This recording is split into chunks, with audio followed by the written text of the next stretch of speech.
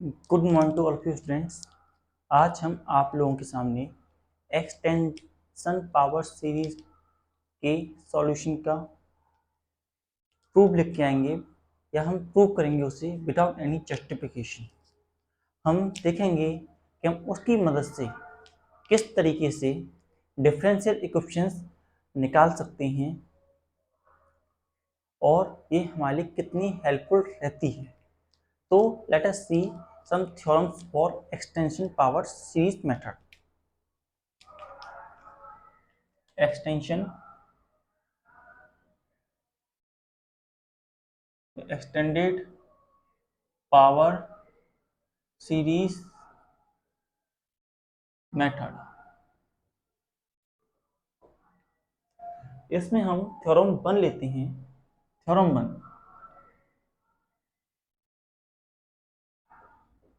इसमें हम अज्यूम करते हैं कि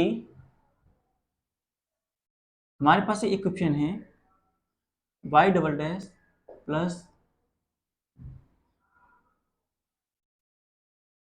y double dash and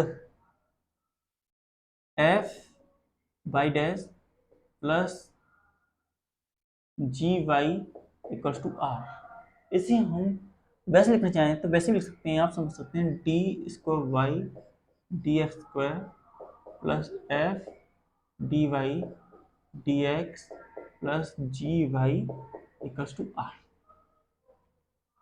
now जो हमारी यहाँ पे वैल्यू है data F G and Y are analytic at x equals to A. x equals to A पर हमारी सारी वैल्यू एनालिटिक हैं। तो in that condition all the solution of that equation are going to be analytic at x equal to a. Then all the solution of the equation are analytic at x equal to a, and the extension series can be written as the power of x minus a. हम extension series जो हम बनाएंगे उसको x minus a की power के form में उसे represent कर सकते हैं। Note it down. लेकिन वहीं we have certain type of differential equation of second order which are not going to analytic at x equal to a और x equal to 0 पर analytic नहीं होती हैं। हाँ, certain differential equation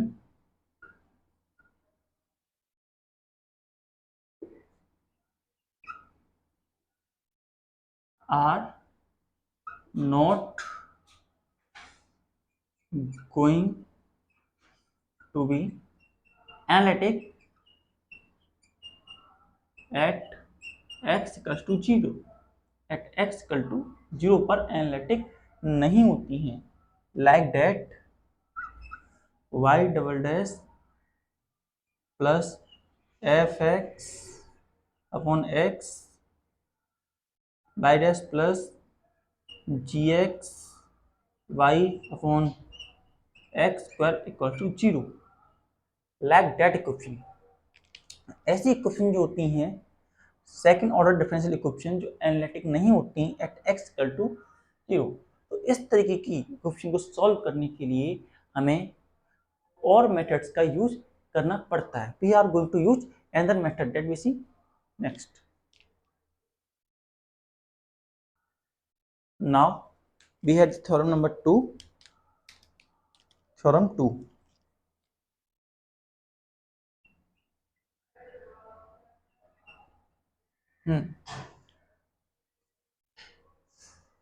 Theorem number 2 के according the differential equation of the form differential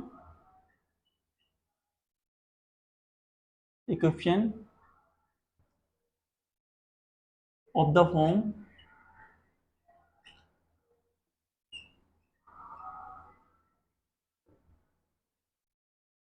Y double dash plus f x upon x plus g x upon x square. हाँ, इधर y dash plus y equal to 0 where f x and f x and g x are analytic at x equal to a. F x and g x जो है वो analytic हैं at x equal to a. तो इस तरह की condition में हम सॉल्व करते हैं तो हमें एक सॉल्यूशन इस फॉर्म में मिलता है y equal to summation n equals to 0 to infinity and x की पावर n की फॉर्म में हमें सॉल्यूशन ऑब्टेन होता है। Note it down. और हाँ, प्लस आर सी एन की फॉर्म में, that is y equal to summation n equal to 0 to infinity c n x की पावर n प्लस आर। इस फॉर्म में हमारा सॉल्यूशन होता है। नाउ व्हाट वी हैव, हम इसे लिखते हैं x r summation n equal to 0 to infinity c n x n. यहाँ पर जो हमारी सी एन है इज नॉट इक्वल्स टू 0। ये सी एन जो है हमारा 0 के इक्वल नहीं होना चाहिए। इस मेथड से हम जब हम सॉल्यूशन करते हैं तो इस मेथड को हम फोरबीनियस मेथड कहते हैं। That method is said to be Frobenius method of solving the differential equation. Note it down. Now अब हम ये इस इक्वेशन को दोबारा से रखते हैं। हमने क्या बोला था, इस मेथड से जो वो वैल्यू निकालते हैं उसे बोलते हैं फोरबीनियस method.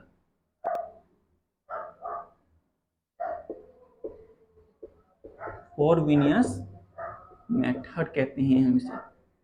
Now we have equation y double dash plus f y upon x plus ji y upon x square equal to 0। हमारे पास इक्वेशन इस फॉर्म में है तो इसे एक्स स्क्वायर को हम इसे लिख सकते हैं x square y double dash plus x f y dash plus ji y equal to 0। इस फॉर्म में हमारी इक्वेशन में मिलेगी। नाउ ये वाली इक्वेशन जो है अब हम इसे कैसे सॉल्व करेंगे। इस इक्वेशन के लिए हमारे पास सॉल्यूशन होगा इस फॉर्म में, that is summation n equal to 0 to infinity c n x की पावर n। नाउ इस वैल्यू को हम हियर वी हैव r, अब हम इस वैल्यू को सॉल्व करेंगे for the value of y dash and y dash y double dash. हम इस इक्वेशन की मदद से y डैश और y डबल डैश की वैल्यू निकालेंगे। जब हम इक्वेशन में y dash y double dash की वैल्यू मिल जाएगी तो उसमें हम उसे पुट करेंगे। पुट करने के बाद में हम लाइक पावर वाले जो टर्म्स होंगे, लाइक पावर वाले कोएफिशिएंट जो होंगे उन्हें एक तरफ एक साथ ले लेंगे। जो लाइक पावर वाले कोएफिशिएंट होते हैं उन्हें हम एक तरफ ले लेते हैं और उन्हें 0 के बराबर पुट करते हैं। 0 के बराबर पुट करने पर हमें जो लोएस्ट पावर के लिए लोएस्ट पावर के लिए सॉल्यूशन सी एन की वैल्यू मिलती है, सी एन एस मिलता है, सी एन मिलता है, लोएस्ट पावर के लिए सी एन जो मिलता है उससे हम बोलते हैं इंसिडियल सॉल्यूशन। हाँ, इंसिडियल सॉल्यूशन का सबसे ज़्यादा प्रॉफिट हमें ये मिलता है कि उसमें से एक सॉल्यूशन हमारे पास इस फॉर्म में हमें देखने को मिलता है। First note it down.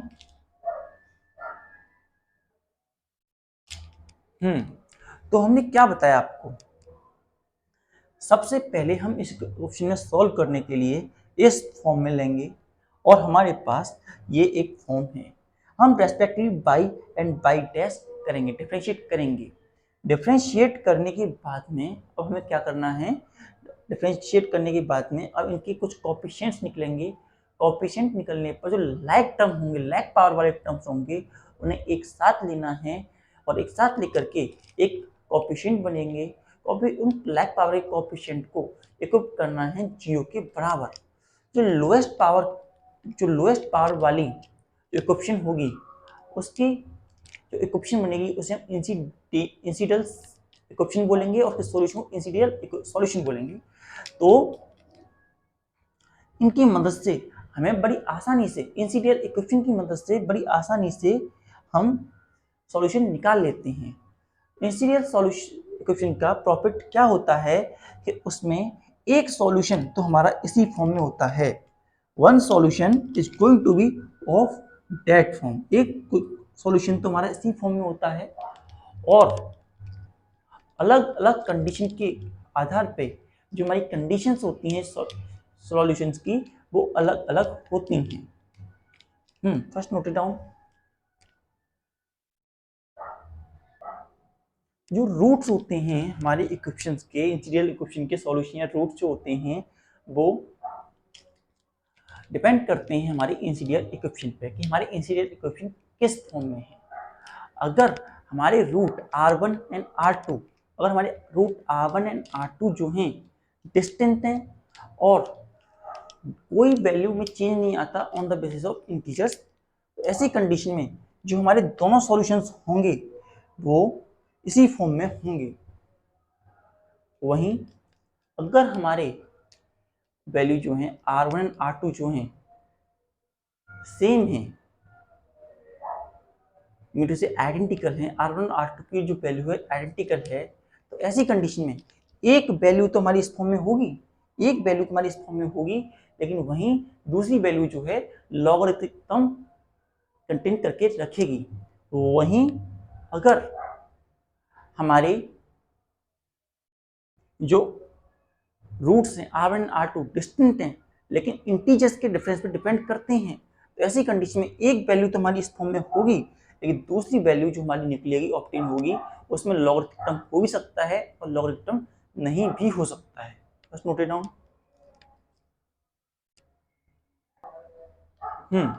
तो हमारे पास तीन कंडीशन अराइज होती हैं on solving the integral equation. तो फर्स्ट जो होती है, first condition, if r1 and r2 root are distant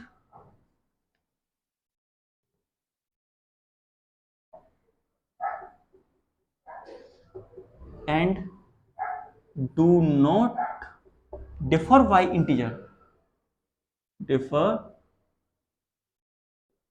by the integer,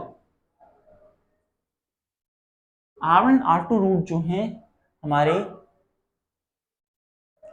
हाँ r1 एंड r2 रूट जो हैं वो डिस्टेंट हैं and do not differ by integer. तो ऐसी कंडीशन में जो हमारे बाई के सॉल्यूशंस होंगे वो एक्स आर दोनों solution with the solution r1 r2 इसी फॉर्म में देखने को मिलेंगे। N zero to infinity n x power n की फॉर्म में ही देखने को मिलेंगे। वहीं सेकंड कंडीशन में if r1 and r2 are identical,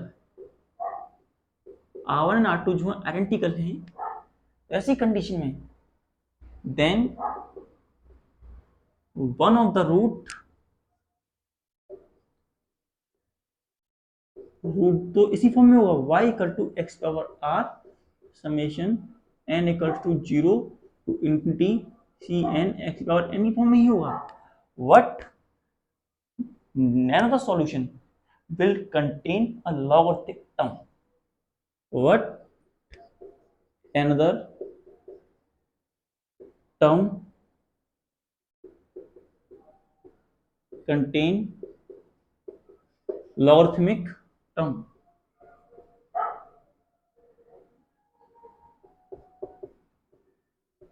में टर्म. वहीं थर्ड कंडीशन में a R1 and R2 are distance, R1 R2 distance तो हैं. व्हाट आर डिफर बाई, लेकिन डिफर किए जाते हैं बाई इंटीजर.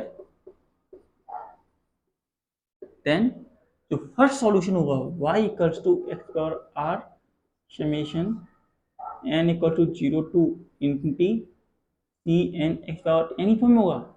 एंड अनदर जो होगा दूसरा होगा, अनदर मे और may not contain a logarithmic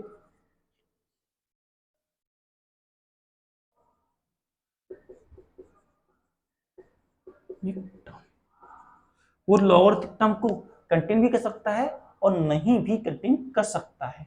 note it down.